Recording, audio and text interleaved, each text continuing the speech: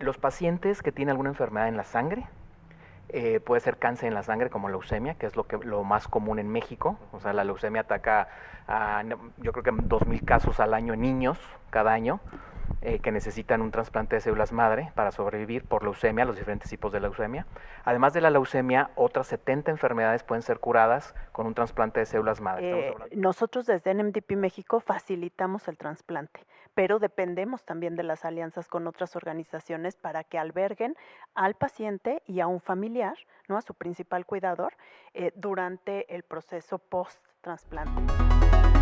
Expressions presenta Historias detrás de las causas, el podcast del Foro de Donantes. Es un espacio de encuentro con expertos en filantropía y responsabilidad social, que a través de sus vivencias han contribuido a hacer la diferencia en sus instituciones y en la sociedad. Juntos somos la suma de voluntades. Historias detrás de las causas.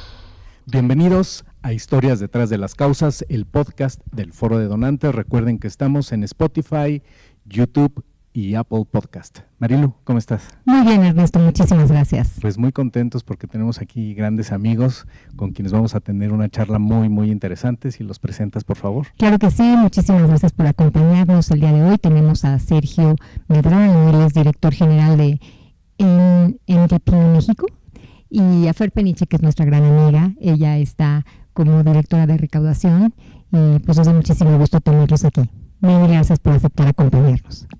Muchas gracias por el espacio y gracias por estar aquí y esperando y emocionado de una gran plática que podamos tener. Así va a ser. Y bueno, esto se llama Historias detrás de las causas. Entonces vamos a platicar de la historia, pero no crean que ni de la historia del mundo, ni de la historia así nada más de las organizaciones, sino de sus historias personales.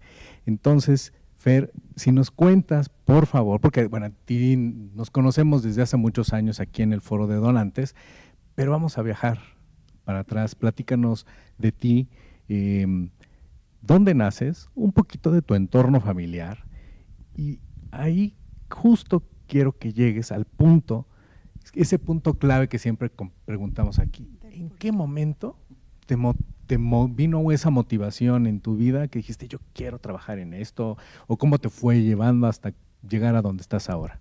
Sí, bueno, pues muchas gracias por la invitación. Sí, grandes amigos ya de hace tiempo, y siempre me encanta estar en el Foro de Donantes y compartiendo experiencias y alianzas entre las organizaciones.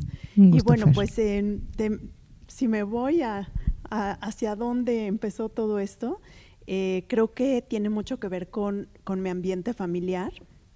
Yo tengo un hermano con síndrome de Down, y dentro de mi casa pues siempre hubo este trato equitativo e igualitario entre todos los hermanos, pero con la visión de siempre buscar cómo mejorar el ambiente para las personas con discapacidad. Entonces mis papás, en conjunto con otro grupo de padres de familia, fundaron una escuela que sigue existiendo a la fecha todavía. Ellos ya no son parte, pero bueno, la escuela sigue existiendo, justamente pues porque no existían oportunidades, ¿no?, para los chicos o los niños en ese entonces con síndrome de Down.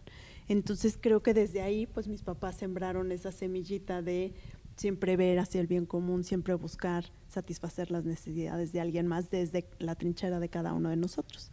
Y indirecta o directamente también siempre participé en voluntariados. La causa de mi hermano siempre fue mi causa en la escuela, entonces había que presentar trabajos sociales o de voluntariado, pues siempre ponía la escuela de mi hermano y siempre íbamos y hacíamos proyectos ahí. Entonces, bueno, creo que desde ahí viene, ¿no?, esta parte de la cultura social. No me dirigí a esa parte cuando estudié, o sea, estudié administración de instituciones y siempre estuve dedicada a realizar eventos, ¿no? Totalmente en el sector económico y de, bueno, un poco de relaciones públicas, que eso sí a la fecha pues se sigue realizando. Pero justo cuando tuve a mi primer bebé, que dejé de trabajar unos 4 meses, me encontré al hijo de otro grupo de otros papás que también habían participado en esta escuela que mis papás fundaron. O sea, ya estábamos hablando de la segunda generación. Y él fue el que me invitó a participar, pues hace 20 y tantos años, en una organización civil. No conocía yo absolutamente nada del sector social, Y pues él me dijo, vente a trabajar, aquí vas a poder tener a tu hijo, va a estar muy fácil este trabajo y pues vente, yo te guío. Y me fui y empecé a conocer un mundo que pues para mí era inexistente hasta ese momento, y me empecé a adentrar en el mundo del sector social, a estudiar, a profesionalizarme, a un diplomado, diferentes estudios que fui cursando a lo largo del tiempo que estuve en esta organización. Y pues desde ahí, desde hace 18 años dije, no, de aquí no me salgo, ¿no? Me encanta participar, me encanta estar en causas sociales que dejen huella, que dejen este impacto social en México, que podamos beneficiar a grupos vulnerables y pues de ahí hasta hoy. ¿En qué organizaciones has estado hasta dónde estás ahorita? Estuve 10 años en Downies, Gente Excepcional, que ahí fue donde me fogué todos mis inicios. Después estuve en voluntariado en Save the Army, que estaba yo fuera de México, pero bueno, estuve participando ahí en voluntariado. Luego en Fundación CMR y ahorita en NMDP México. Mira, es que es contagioso esto, ¿no? O sea, como que entras y ya te atrapa. Sí, lo que todo el mundo dice, ya no puedes salir. Ya no puedes salir, ¿no? Porque aparte es fascinante. Sí. Así es. Sí. ¿Y cuál es tu historia, Sergio? Platícanos, por favor, dónde naces y un poco de tu entorno familiar. Sí, claro que sí. Yo nací en Chihuahua. No sé qué estoy haciendo en Ciudad de México, ¿verdad? Desde allá. Estudié Administración de Empresas con una maestría en Alta Dirección. Siempre me enfoqué en empresa privada. Siempre estuve en direcciones comerciales. Fui funcionario público 7 años. Y creo que el haber trabajado en esos dos sectores, precisamente, me hizo brincar al tercer sector o a este sector de organización de la sociedad civil. ¿Por qué? Por un sentido de trascendencia en mi vida. O sea, fue un tema de conocer a profundidad la empresa privada, el gobierno, y decir, creo que el tercer sector viene a cubrir estos huecos o estos gaps que existen, ¿no?, en estos sectores, y sí fue así. O sea, pero, a ver... Pero antes. Sí, te sí. brincaste mucha parte de la historia, porque yo estoy seguro, porque generalmente a todos nos pasa, como la historia que nos acaban de platicar, Fer, seguramente en tu infancia, en tu adolescencia, algo viste. Seguramente alguien te llevó, tú solito en la calle, algo te motivó, sí. Porque siempre, luego vamos con la inercia de la escuela, los estudios, y quiero trabajar, pues siempre las aspiraciones, ¿no?, que tenemos, pero siempre hay algo que nos mueve, que nos hace sensibles a ciertos temas. Entonces, no sé si tú recuerdas o no sucedió así, o cómo fue este acercamiento. Dijiste, bueno, sí, tengo todas estas posibilidades de trabajo, pero yo quiero estar ahí, yo quiero hacer algo en ese punto. Sí, gracias que me lo preguntas, porque no lo tenía tan presente, pero ahorita que lo mencionas, lo que recuerdo mucho son grupos juveniles, o sea, de apoyo en la comunidad, en la escuela, en la escuela privada, católicas, y había muchos grupos de jóvenes de apoyo, que eso, por ejemplo, estuve en el grupo de apoyo Gente Nueva, que era un grupo de apoyo grande en la República Mexicana, y hacíamos eventos, ¿no? Y era todo un movimiento juvenil muy interesante, y creo que ahí vino esa sensibilidad, vino esa parte de ayudar a los demás, de hacerlo sin esperar nada a cambio, ¿no?, sin recibir un sueldo o un recurso económico. De ahí empezó esa semillita y esa curiosidad de apoyar a los demás, ¿no? Y ahorita me paso un poquito a lo que platicaba anteriormente, pero mi idea era trabajar siempre en el sector privado, ¿no? Entonces, al momento que trabajé, y que trabajé también como funcionario público, creo que despertó otra vez esta semillita de ayudar a los demás y de cubrir esos gaps que existen en los sectores, y entré en una organización sin fines de lucro. ¿En cuál? Empecé en World Vision, como director de sostenibilidad, de recaudación de fondos, y ahorita estamos luego en NMDP, ya desde hace 8 años que me tocó constituirla legalmente en México. Cuéntanos un poco más de esta organización, porque bueno, las siglas no nos dicen tanto, ¿no? Sería interesante que nos cuentes cómo es que llega a México, a qué se dedican y cómo ha sido tu experiencia en Florida. Sí, NMDP México, las siglas significan National Marrow Donor Program, Programa Nacional de Médula Ósea. Llega a México hace 8 años. Estamos legalmente constituidos desde hace 8 años como donataria autorizada y en Estados Unidos tiene más ya de 40 años esta organización sin fines de lucro en Estados Unidos. Y lo que hace NMDP es conectar a pacientes con alguna enfermedad en la sangre que no encuentran una compatibilidad genética con su familia. Los conectamos con una base mundial que cuenta en MDP de potenciales donadores altruistas de células madre. Los conectamos para poder darles esa oportunidad de que lleguen a un trasplante de células madre, que ya no encontraron en su familia esa compatibilidad, y darles esa sobrevida que tanto necesitan y están esperando. Pero a ver, para entender, ¿quiénes son estas personas que requieren de este tipo de servicio? Porque, bueno, médicamente nosotros no somos especialistas como ustedes. ¿Quiénes son esta población que requiere este tipo de trasplantes? ¿Por qué? ¿Cuáles son las causas, digamos, a nivel médico que te llevan a buscar a un donador? Y siempre que hablamos de donación de algún órgano, se nos viene, imagino, a las familias que están atravesando esto, se les ha de venir el mundo encima porque dices, ¿y ahora por dónde empiezo? Claro, ¿y a dónde voy? Aquí no puedo. Entonces, sí es importante que nos lleven por este camino más profundamente para ver quiénes son estas personas, qué tipo de problemática en salud tienen, que requieren un trasplante de este tipo, porque es muy específico lo que ustedes hacen. Sí, perdón, es que sí, coincido porque, digo, como que estamos más habituados a escuchar, necesita un trasplante de hígado, ¿no? Pero de células madre, ¿cómo es que es demasiado específico, ¿no? ¿Cómo puedes además hacer un diagnóstico de que lo que se necesita es un trasplante de células madre? Precisamente es un tema muy nuevo en México. Nos ha tocado derribar varios mitos que existen ante la donación de células madre y la recepción de células madre. Contestando las preguntas de ustedes, primero es, los pacientes que tienen alguna enfermedad en la sangre, puede ser cáncer en la sangre como leucemia, que es lo más común en México. O sea, la leucemia ataca yo creo que 2,000 casos al año en niños cada año que necesitan un trasplante de células madre para sobrevivir por leucemia, los diferentes tipos de leucemia. Además de la leucemia, otras 70 enfermedades pueden ser curadas con un trasplante de células madre. Estamos hablando a nivel enfermedades de sangre. Leucemias, anemias congénitas, inmunodeficiencias, linfomas, todo este tipo de enfermedades de la sangre pueden ser tratadas con un trasplante de células madre. El tema viene con la compatibilidad genética. Por eso comentaba ahorita, quiere decir que NMDP entra apoyando a estos pacientes con esta base mundial. Tenemos una base mundial de 41 millones de personas de 42 países del mundo para poder hacer conexiones internacionales, mundiales, con los pacientes mexicanos en este caso. Los pacientes mexicanos quiere decir, los pacientes mexicanos por su diversidad étnica, solamente un 30% de ellos hacen match genético con su familia. ¿Qué pasa con el otro 70% que ya no hizo un match genético con su familia y necesita un trasplante de células madre? Entonces entra en MDP poniendo esta base de datos mundial y también estamos incrementando la base de datos mexicana, de donadores mexicanos, para que la compatibilidad genética sea entre el paciente mexicano y el donador mexicano, bajando los costos enormemente de traer las células de otras partes del mundo, ¿no? Es principalmente lo que hacemos y es lo que cura un trasplante de células madre.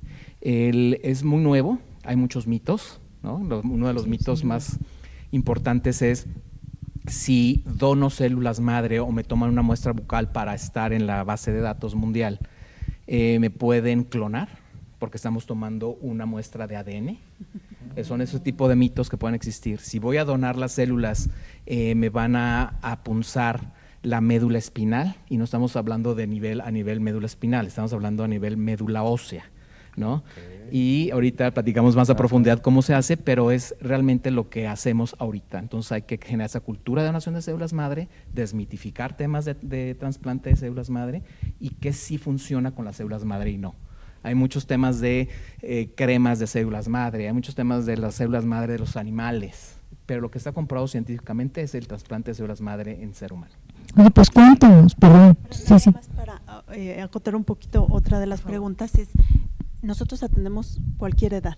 O sea, el trasplante se puede hacer desde un recién nacido hasta una persona adulto mayor, ¿no? Entonces es la diversidad y el número de personas en la población mexicana a las que podemos atender, pues es enorme, ¿no? De ahí que necesitamos crecer este registro de potenciales donantes. Oye, Fer, entonces, a ver, por lo que nos acaban de explicar, hay un paciente que requiere de un trasplante y, digamos, su primer entorno, que es la familia, es donde se busca ahí la posibilidad de que algunos de ellos sean el donador.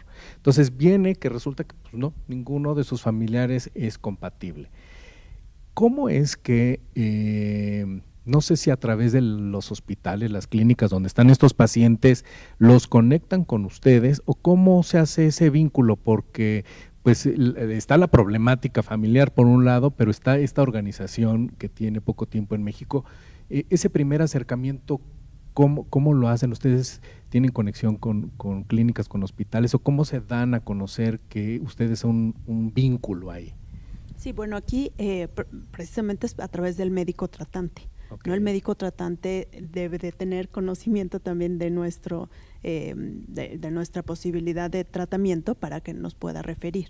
Ahora también nosotros desde NMDP México tenemos una alianza con 23 hospitales aquí en la República Mexicana, que ellos están conscientes de este tratamiento, nos recomiendan y hacen este acercamiento desde el médico, el hospital y nosotros como organización civil. Sí, perdón. Es que escuchando, bueno, esto, ¿no? Que pues digo, hay que hacer muchísima difusión, porque yo creo que han de ser ustedes la única institución en México, digo, me atrevería a decirlo, ¿no? Que son la única institución. Yo no he escuchado de alguien más que esté abordando esta temática. Y pues somos un país de millones de habitantes, entonces pues no sé, se requeriría mucha más difusión de esta labor tan importante que ustedes hacen. Y como dice Ernesto, ¿no? O sea, cómo poder acceder y todos estos mitos que hay, pues ayúdanos a desentrañarlos, ¿no? Estos mitos. Claro, creo que el primer motor, el primer engrane de NMDP México y de la comunidad, de la sociedad de México es registrarse como potencial donador de células madre. De ahí empieza el motor para generar un incremento en la base de datos mexicana, de base de datos de donadores mexicanos, que puedan hacer un match genético con pacientes mexicanos. Por lo que comentamos ahorita, bajamos el costo, es mucho más accesible, nos evitamos los permisos de internación y salida de células de los ministerios de salud del mundo, entonces lo hacemos mucho más accesible, que es lo que queremos buscar. Como dice Fernanda, tenemos 23 centros de trasplante públicos y privados, los cuales apoyamos por medio de los centros de trasplante al paciente que necesita un trasplante de células madre. Aquí lo más urgente es en los hospitales públicos, donde vienen niños de comunidades rurales que no tienen ese acceso a poder tener un trasplante de células madre por el costo. Y al momento de que, voy a explicar un poco cómo sucede el trasplante, si me permiten. Es el paciente que es una enfermedad en la sangre, ya tiene un donador compatible en el mundo mexicano y se prepara por medio de quimioterapia a tener casi su sistema inmune en cero. Entonces entran las células nuevas de un donador tratante, de un donador compatible, genéticamente compatible, con células sanas, entran al cuerpo del paciente y se regeneran estas células madre y se convierten en glóbulos rojos, glóbulos blancos o plaquetas sanos, ayudando a combatir la enfermedad que tiene o lo poco que tiene de enfermedad, porque hay un tema de quimioterapia anteriormente. Entonces no pueden regresar a su casa si no hay un control de salubridad en su casa. ¿Qué quiere decir? Si hay niños de comunidades rurales en México que van a un trasplante, no pueden regresar a su comunidad porque un resfrío, cualquier infección del estómago, como su sistema inmune está en cero y se está regenerando ese sistema inmune con las células nuevas, sanas, compatibles, necesitan un cuidado muy especial. Entonces aquí el enfoque que tenemos es, como dice Fernanda, todos los pacientes, niños, adultos con enfermedades en la sangre, pero algo muy específico que nos estamos enfocando es a los niños y adultos de comunidades rurales que están en hospitales públicos que tienen este tema, ¿no? Entonces lo que hacemos es procesos integrales, alianzas con otras organizaciones sin fines de lucro para poder generarles y darles un tratamiento integral. ¿Qué quiere decir? Un diagnóstico oportuno, el tratamiento, que son las células madre compatibles, y un post-tratamiento, que es que tengan un albergue donde puedan seguir su tratamiento. Es lo que te iba a preguntar, porque nos mencionas que no pueden regresar a su comunidad, que tienen que tener ciertos cuidados, y justo eso les iba a preguntar, bueno, ¿y dónde se quedan? ¿O cómo hacen para que, porque supongo que además del niño se tiene que quedar un padre de familia o los dos, o estos albergues, ¿dónde están? ¿Dependen de ustedes? ¿Son con otras organizaciones? ¿Cómo hacen? Sí, creo que aquí es donde abordamos el tema de las alianzas y sinergias entre organizaciones de la sociedad civil. Nosotros desde NMDP México facilitamos el trasplante, pero dependemos también de las alianzas con otras organizaciones para que alberguen al paciente y a un familiar, ¿no?, a su principal cuidador, durante el proceso post-trasplante.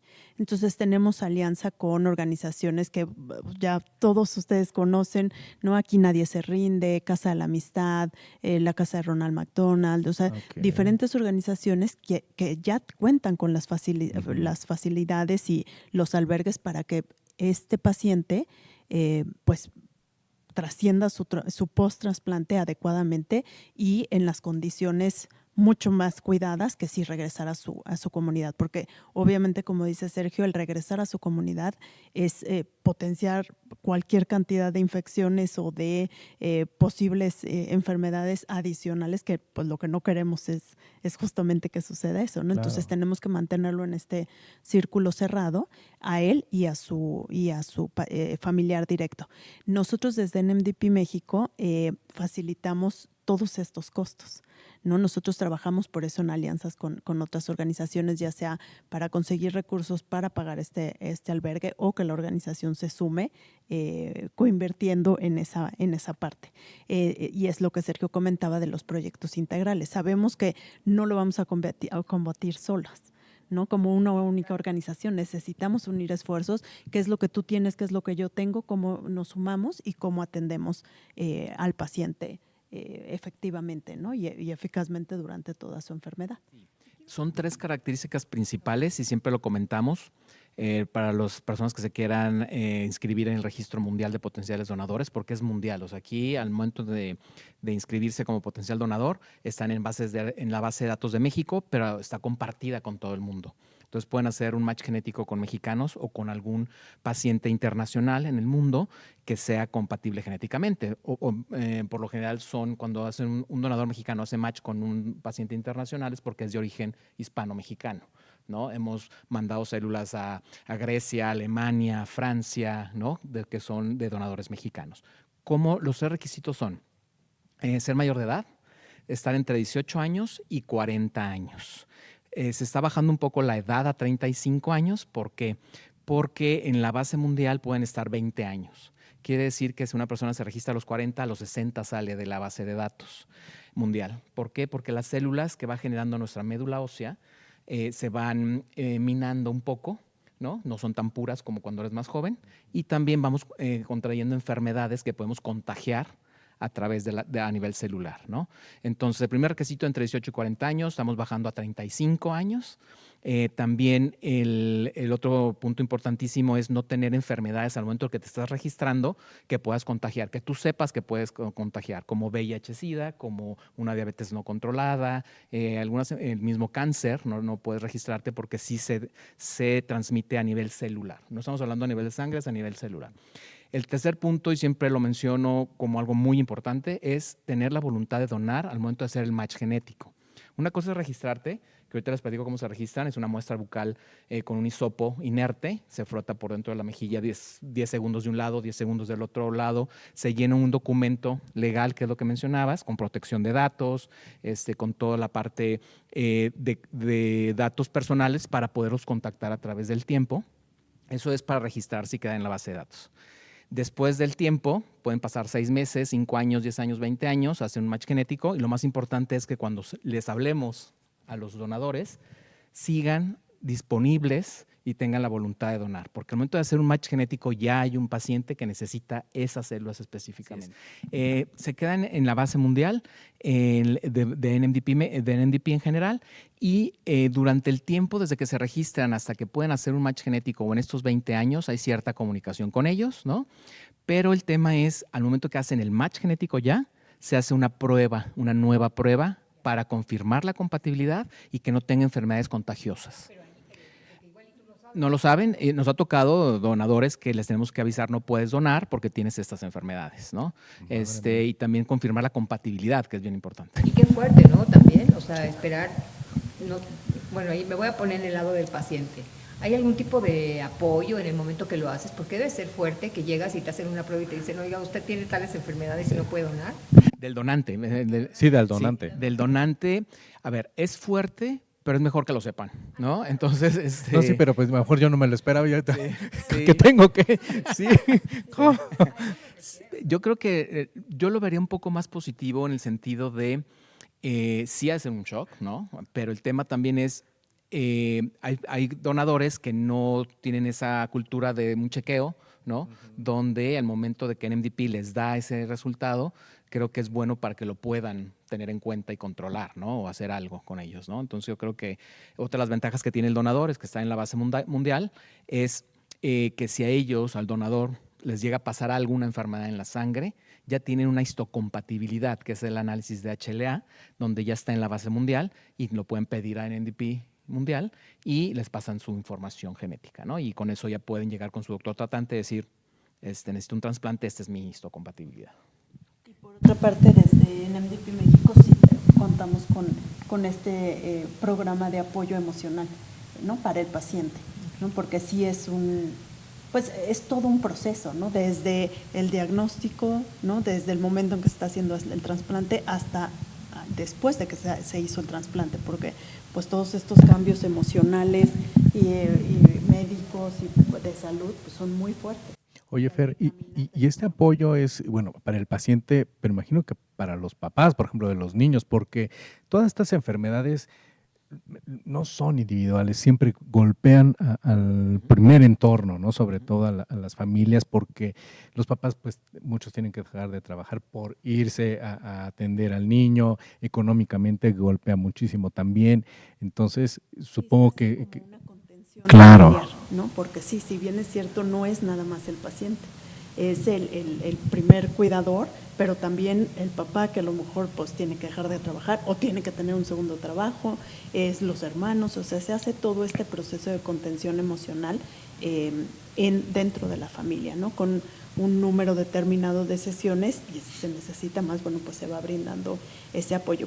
Que también, por otro lado, que es algo que vale la pena también decirlo, es que igual, a pesar de estar en este tratamiento que pudiera ser duro para la familia, por otro lado, como decía Sergio, trabajamos mucho con comunidades rurales y entonces enseñamos muchas otras habilidades que anteriormente no se tenían, ¿no? Hoy el apoyo emocional se puede hacer a través de un dispositivo, ¿no? A través de un iPad o a través de un celular o de WhatsApp. Y muchas veces las comunidades no tenían acceso a ese desarrollo de tecnología o ese desarrollo de capacitación. Entonces trabajamos otro tipo de capacitaciones dentro de la familia que se derivan gracias a que se está haciendo el trasplante, ¿no? Entonces se aprenden a comunicar digitalmente o aprenden o sea, podemos conectarlos con diferentes organizaciones para hacer trabajo social o trabajo remunerado, ¿no? O sea, empezamos a hacer estas conexiones con otras organizaciones que conocemos, pues también porque sabemos de la problemática que se desprende de una enfermedad. Pero sí, este apoyo siempre va a ser integral. Ok. Bueno, hay un tema en esto de los trasplantes que siempre lo hemos escuchado, que tiene que haber siempre rapidez en el envío del trasplante. No sé si es el caso, por ejemplo, cuando se toma la muestra, qué tan rápido tiene que, desde que se la toman al donador hasta que llega el paciente, porque si estás hablando de que lo vas a trasladar a otro país o a otro continente, pues ¿cuántas horas tienes o cómo es esto? Porque es una muy buena pregunta porque es un poco estresante este proceso. Sí. Quiere decir, las células tienen 48 horas de vida, las células se manejan en fresco, quiere decir que no se criopreservan. ¿Por qué? Porque se están moviendo de otros países, ¿no? Entonces no se pueden mover en criopreservación. Entonces, 48 horas de vida se prepara al paciente, como mencionábamos ahorita, con una quimioterapia para tener el sistema inmune casi en cero. Por otro lado, se está preparando al donador para ser recolectadas sus células. ¿Cómo se recolectan las células? Esto es importante. Son de dos formas. El 95% de los donadores se recolecta sus células madre por la sangre periférica, como si fueras a donar plaquetas, ¿no? Te sientas en un centro de aféresis privado, en cualquier parte del mundo y en México. Una máquina está sacando la sangre por un brazo, se centrifuga, regresan la sangre por el otro brazo y se queda el aparato con las células madre, que son las que se trasplantan. Ese es el primero de la primera forma. La segunda forma, que es donde vienen los mitos, es la extracción de la médula ósea. Pero no es médula espinal, es médula ósea en los huesos largos, donde se genera la médula ósea, donde se generan las células madre que salen al torrente sanguíneo. La segunda forma de recolección es punción en el hueso del ilíaco, en la cadera, en la parte esponjosa de atrás de la cadera. Hay una parte esponjosa, hay una punción, no hay una cirugía, hay una punción, no hay una sutura.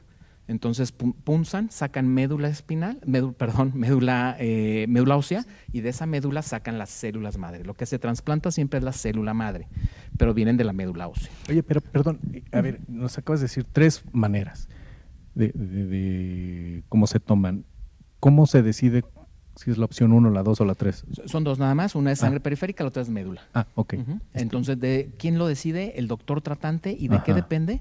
De la enfermedad del paciente, la edad del paciente, el género del paciente. Tiene que ver, por ejemplo, hemos facilitado el trasplante a bebés de 2 semanas de nacidos, lo cual necesita las células madre más puras desde la médula ósea, ¿no? Un adulto necesita más, o un niño más grande necesita de las células madre de la sangre periférica del donador. Hay las células madre, perdón por la ignorancia, y ya ustedes ilustrarán, tienen, o sea, como se te acaban, o sea, las donas y ya no tienes más, porque creo que también eso puede ser como parte de los mitos, ¿no? Y si yo dono, luego ya no voy a tener para donarle a alguien de mi familia o a mis hijos o a mis papás. ¿Qué pasa con eso? Y si hay este lapso de tiempo tan corto, o sea, el tiempo que toma en preparar al paciente versus lo que tienes que, el paciente aquí, ¿no? Para bajarlo a su inmunidad, como nos comentas. Y en otra parte del mundo, ¿qué pasa con un donador? Si está en otra parte del mundo, en lo que hacen todo este procedimiento, ¿cómo es que envían las células madre al paciente? Le llamamos el día D, que es, se prepara al paciente, se prepara al donador. Hay un día, vamos a suponer un lunes en la mañana, el donador está en Alemania, se recolectan sus células en Alemania. En MDP compra vuelos comerciales con un courier especializado, un mensajero especializado de células, para el manejo de células, que llega a Alemania, le entregan las células madre en fresco, vienen en vuelos comerciales a México, previamente ya está preparado todos los permisos de los ministerios de salud de los países, y el paciente ya está preparado para ese día D, llegan las células de Alemania, vuelos comerciales, el courier o el mensajero especializado no se puede separar de las células no pueden ir abajo en las maletas de los aviones o arriba. Viene arriba con él, como viene en el asiento con él, no se pueden separar. Ajá. Las células vienen con nada de que colóquelo aquí arriba, no, arriba. No. O préstemelo, yo le ayudo, no.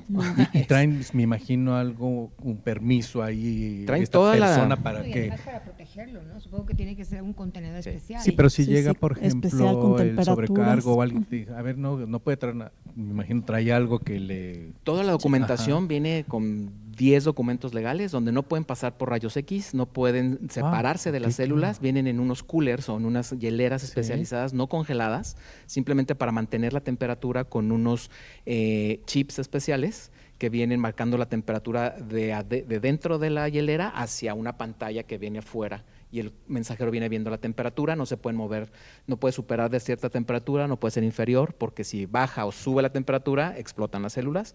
Entonces es un manejo muy especializado, pero por eso en MDP maneja todas los permisos, facilita todo, compra vuelos comerciales. ¿La presión del avión no afecta? No viene afecta, controlada.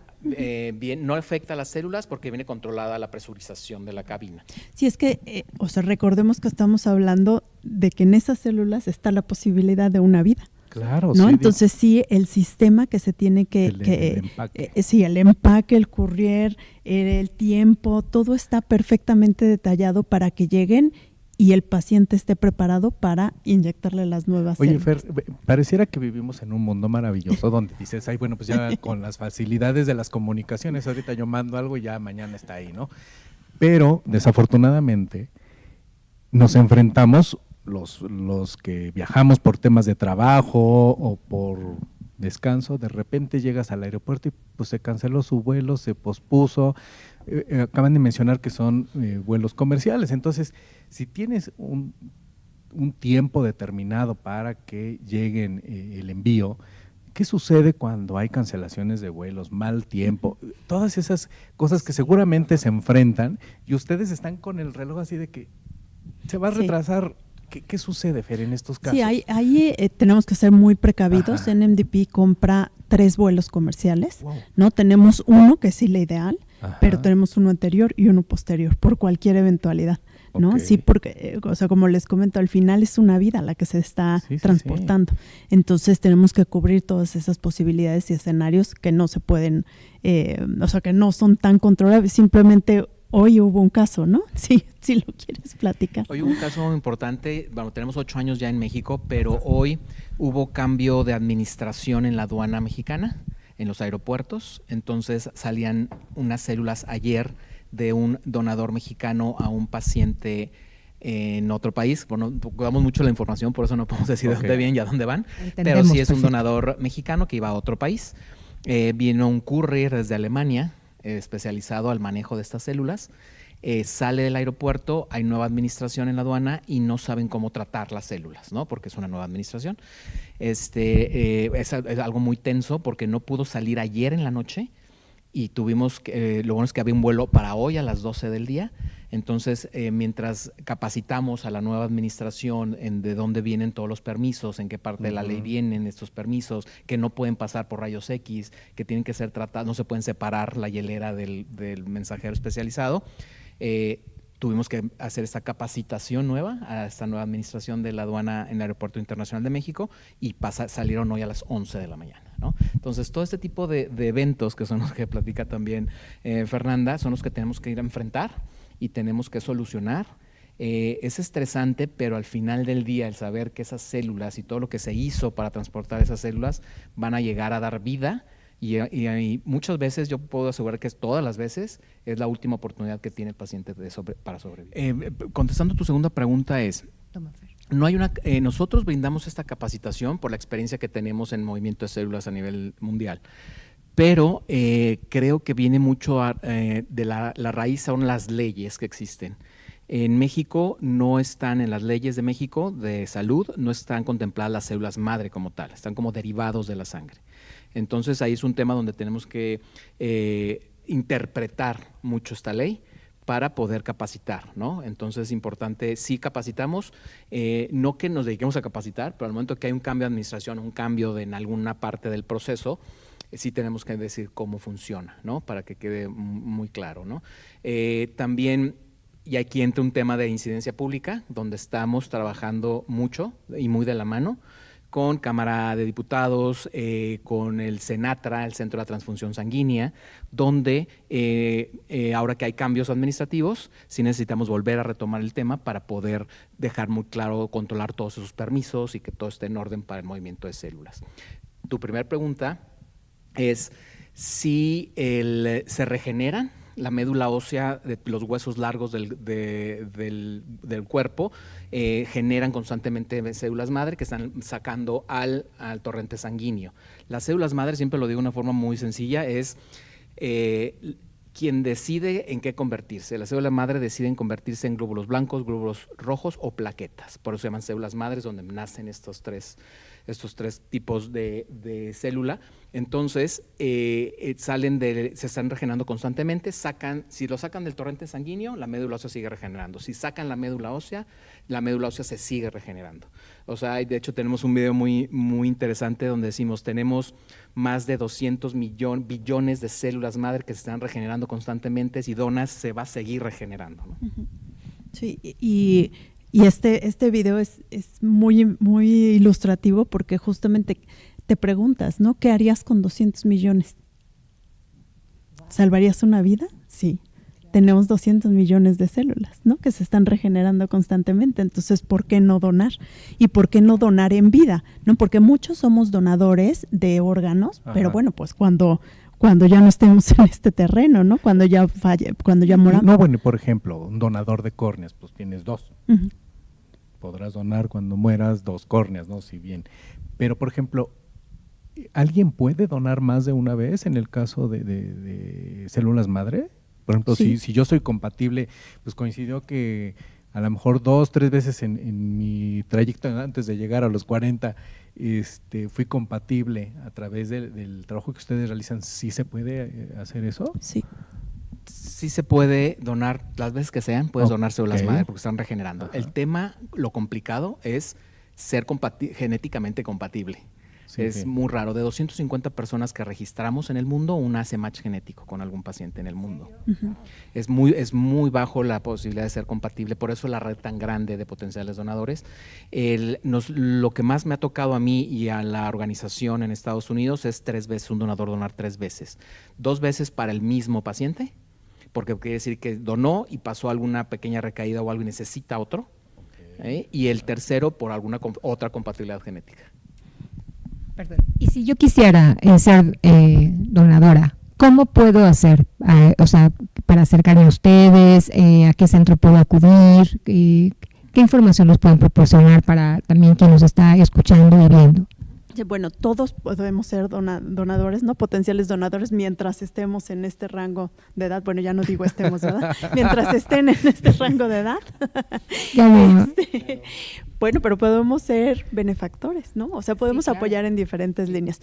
Pero bueno, nosotros a lo largo de todo el año tenemos diferentes foros de registro, tenemos eventos de registro de potenciales donantes en corporativos, en universidades, en empresas, en escuelas, dentro de nuestra página web, que es www.nmdpmexico.org. Ahí damos a conocer en dónde vamos a estar. Si la gente quiere ir y registrarse como potencial donador, es bienvenido. Y la otra es que siempre trabajamos en alianza con empresas. Lo que hacemos es trabajar con diferentes corporativos o con fundaciones en semanas de salud que tengan o en cualquier época del año, dar a conocer precisamente lo que estamos platicando el día de hoy, quiénes somos, qué hacemos, cómo lo hacemos, e invitar a la población que cumpla con estos 3 requerimientos de la edad, la voluntad y bueno, pues que se haga el registro y no tener enfermedades, que se puedan unir con nosotros, ¿no? Esa es la forma de donar físicamente, donar físicamente cuando se haga el match. De registrarte, sí. Y la otra es a lo largo de otras estrategias que tenemos, que la primera es sensibilizar y concientizar a la población acerca de la cultura de la donación de células madre. Eso es lo que hacemos todos los días, ¿no?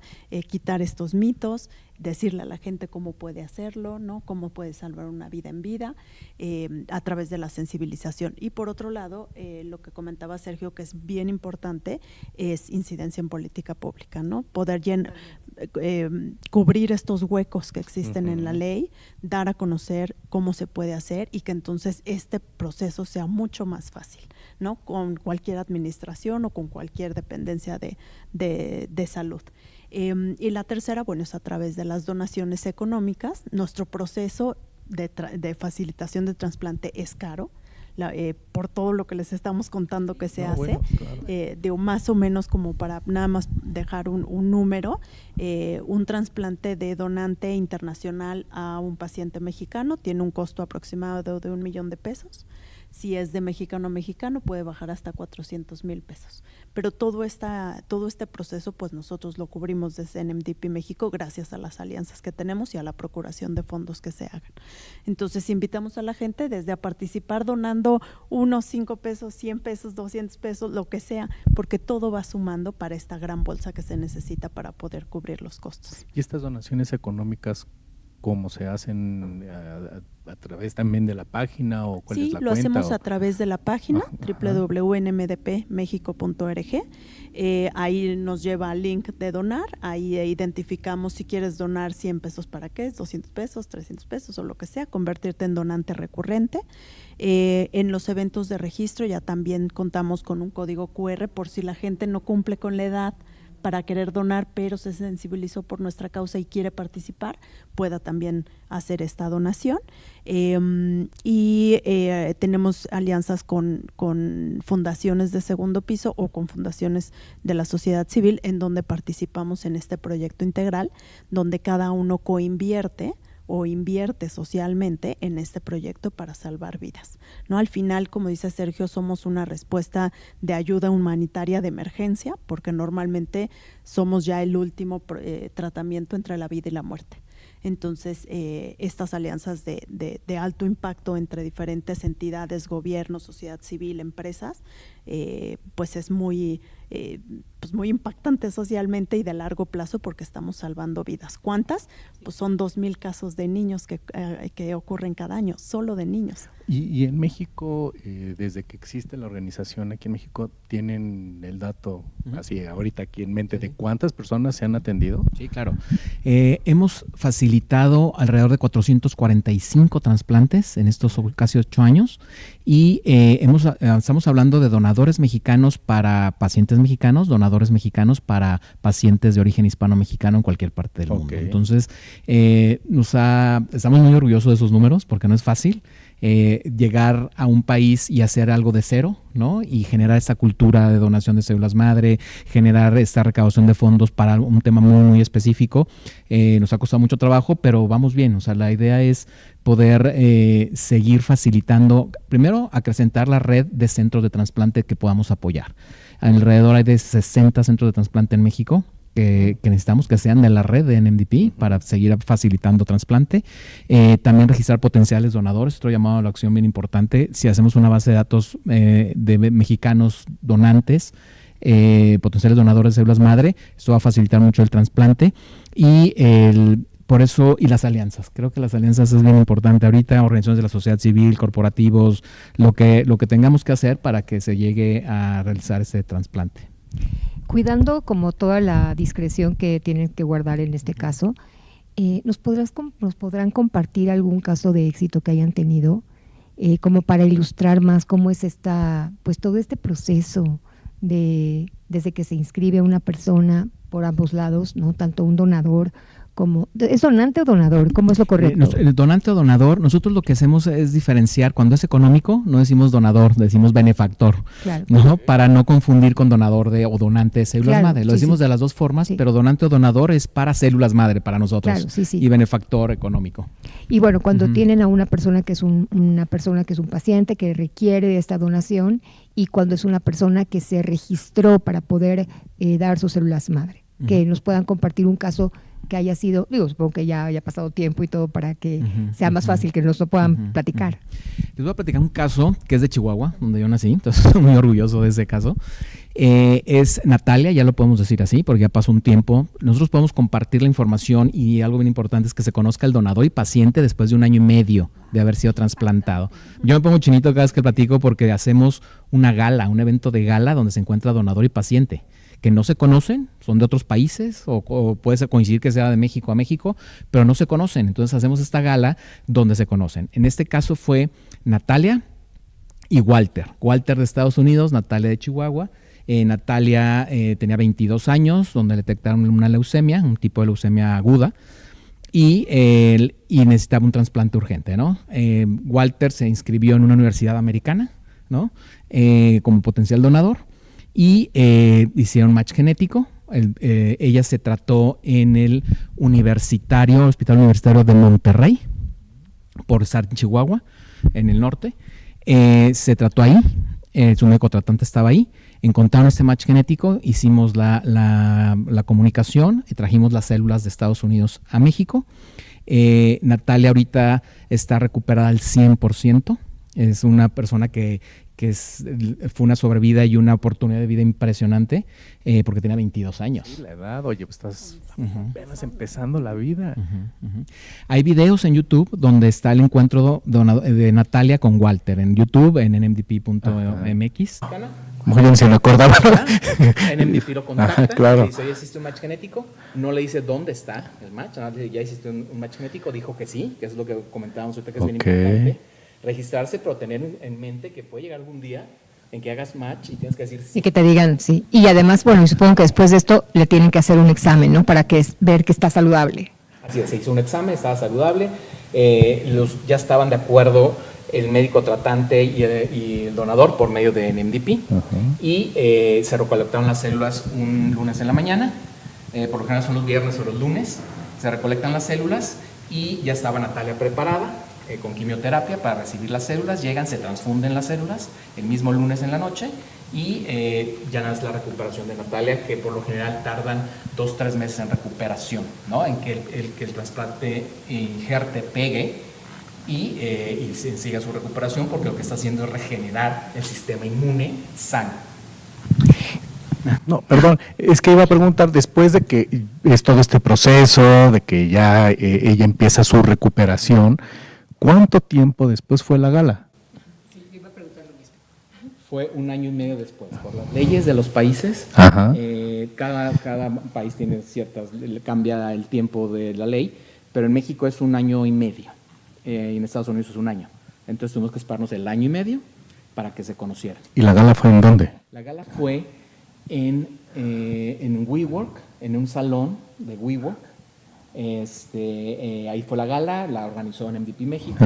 Es importante toda la logística porque se habló con Walter, se empezaron a grabar videos para el video que está en YouTube, en Walter en Estados Unidos, subiéndose al avión, dando su testimonio, por otro lado el de Natalia, subiéndose al avión, su testimonio.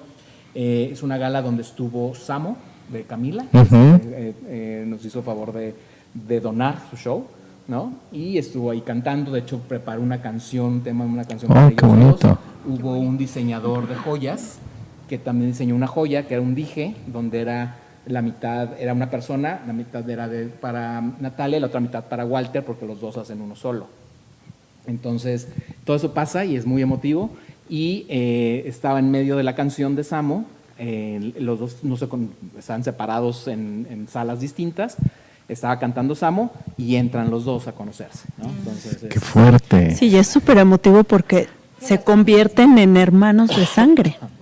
O sea, es un vínculo que va mucho más allá nada más de donar tu sangre, sino pues sí, te conviertes en hermano de sangre. Claro. Entonces es súper poderoso. No me imagino ese evento de haber sido.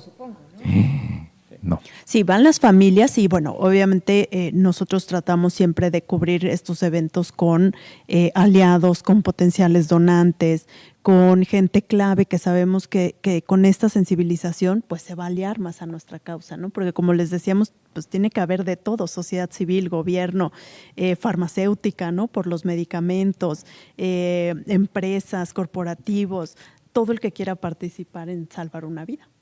Es que es una aguja en un pajar, de verdad, es una entre cuantos miles de personas con quien puedas hacer match, y yo creo que ese es el mensaje que tenemos que dejar hoy en este episodio, justo la importancia que es que nos sumemos, pues si ya no cumplimos con la edad, pero que sumemos con nuestros conocidos, que compartamos esta información en las empresas donde trabajamos, en las organizaciones, en las universidades, porque pues tú puedes ser ese uno entre miles que le puedes cambiar la vida a otra persona, sin saber ni importar dónde esté, ¿no?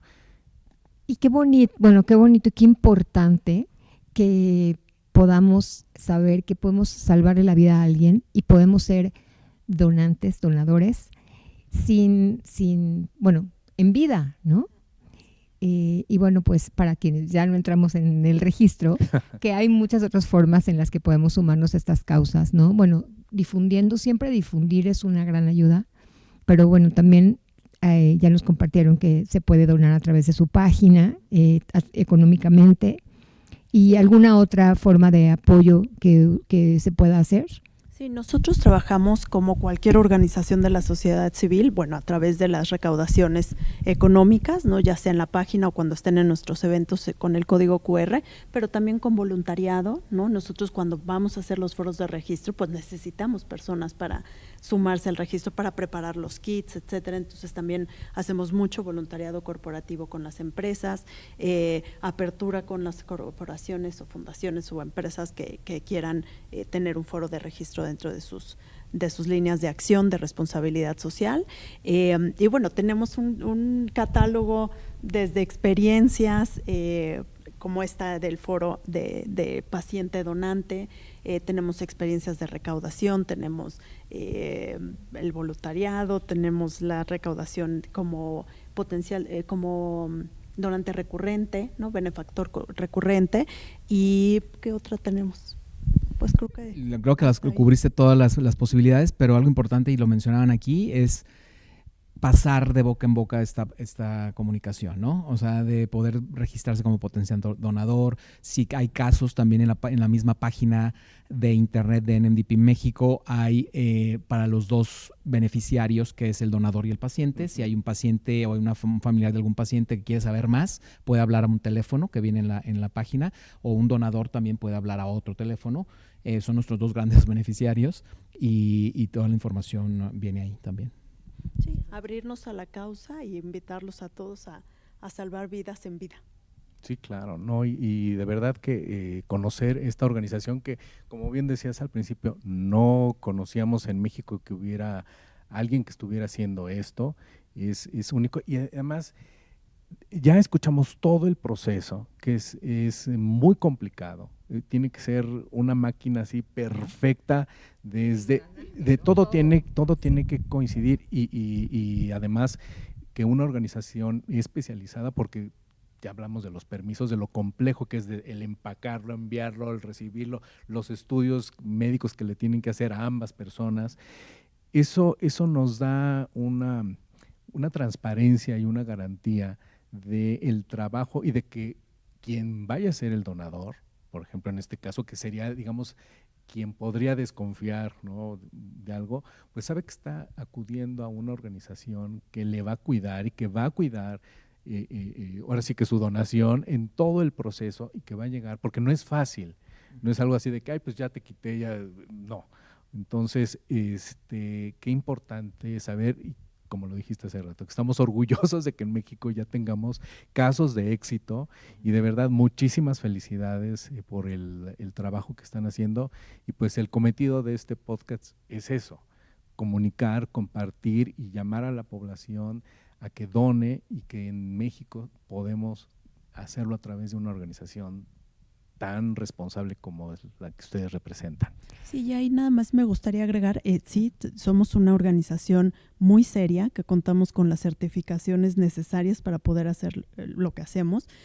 Bueno, obviamente tenemos el AIT de CEMEFI, tenemos también otro tipo de reconocimientos, ¿no?, de la sociedad civil, y nosotros les garantizamos que de cada peso que nos donan, 90 centavos se va directamente al paciente y los otros 10 centavos restantes para investigación, porque obviamente todo esto va modificándose día a día, ¿no? Entonces tenemos que estar a la vanguardia y con toda la investigación científica que se requiere.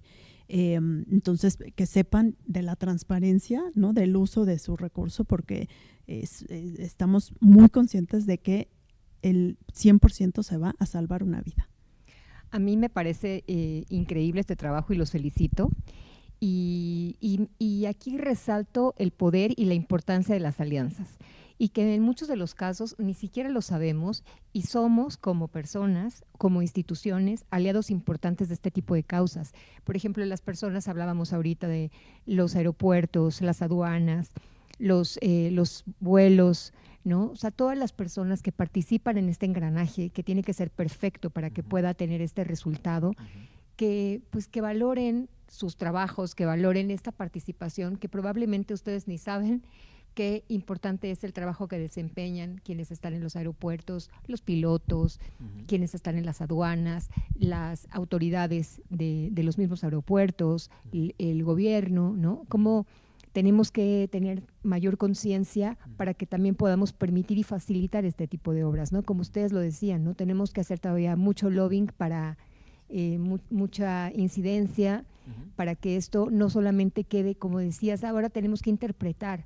que no haya que interpretar, que haya mucha claridad en las leyes para que también faciliten este tipo de trámites y puedan ustedes salvar vidas de una forma mucho más fácil, que eso tendría que ser lo ideal, ¿no?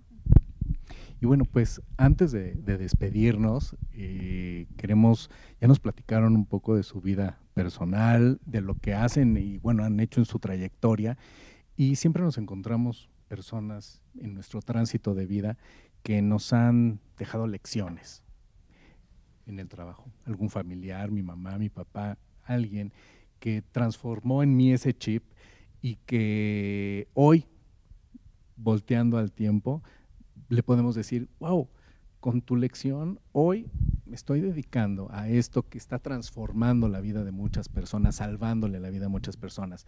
Nos gustaría, Fer, que dediquemos este podcast a alguien o alguienes en tu vida que pues tengas que decirle gracias, porque con tu ejemplo hoy estoy aquí.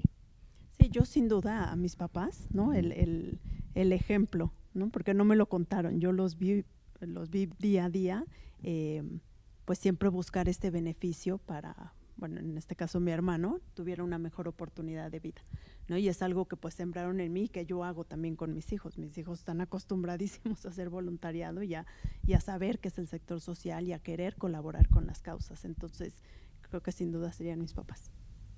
Muchas gracias. En mi caso, mi padre también es algo, y le dedico este trabajo y lo que hago a él. Ya no vive, falleció hace 20 años. ¿Por qué se lo dedico a él? Digo, a mi mamá también, a mi madre también, pero mi madre vive aún. A mi padre porque yo no sabía, nunca nos dimos cuenta, y era una ayuda que él hacía sin comentárselo a nadie. El día del funeral de mi padre, se acercaba gente conmigo. Primero había mucha gente, ¿no? Que yo no sabía que tenía tanto relacionamiento de mi papá, ¿no? Se acercaba conmigo y me decía, oye, es que tu papá me ayudó en esto. Y llegó un joven que me dijo, es que tu papá me pagó la colegiatura. Es que tu papá me hizo, y yo no sabía. Entonces eso fue un ejemplo muy fuerte, que lo hacía sin avisarlo, sin perjudicar a la familia, pero a la vez ayudaba mucho a la comunidad, que me enteré ya cuando falleció y fue algo que me marcó mucho. Wow. Bueno, es que esto era lo que se acostumbraba antes, ¿no? Lo de que no sepa tu mano izquierda, lo que hace la derecha o al revés, ¿no? ¿Sí?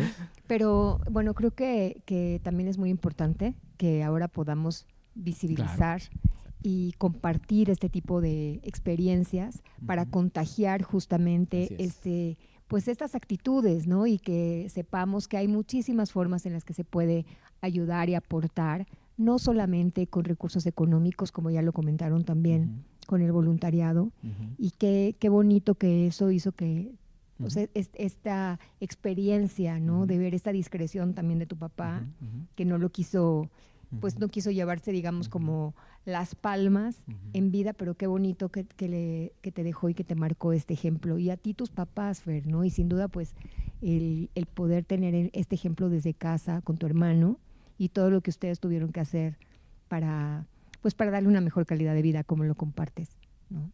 Pues estas son el tipo de historias que nos gusta contar. Así es. Y bueno, pues esto fue Historias detrás de las causas. Hoy contamos pues una historia maravillosa de lo que está sucediendo en México y en una red internacional importantísima donde ya pues nuestro país forma parte gracias a esta gran organización.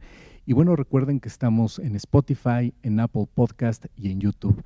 Marilu, muchas gracias. Fernanda, Sergio, muchísimas gracias. Gracias, Sergio. Gracias a ustedes. Gracias. Un placer tenerlos con nosotros. Y Kevin, muchísimas gracias también. Síganos en nuestras redes. Esto fue Historias detrás de las causas, el podcast del Foro de Donantes.